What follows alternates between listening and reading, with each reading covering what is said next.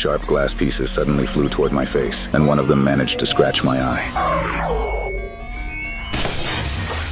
The next moment I fell onto the floor. When the robbers saw me lying there without moving, they must have thought I was dead. Panicked, they quickly ran away. I woke up later in a hospital room. My head was pounding with pain, but I still forced myself out of bed and stepped into the hallway. The people around me were staring at me in a very strange way. One man even stopped me and asked if I needed help. Then he looked shocked and asked, "Wait, can you actually see?" I had no idea what he meant. I told him I could see perfectly fine. After hearing that, he looked even more confused. I walked into the bathroom, leaned over the sink, and accidentally glanced at the mirror. What I saw filled me with pure terror. My eyes were completely covered in bandages, and yet I could still see everything.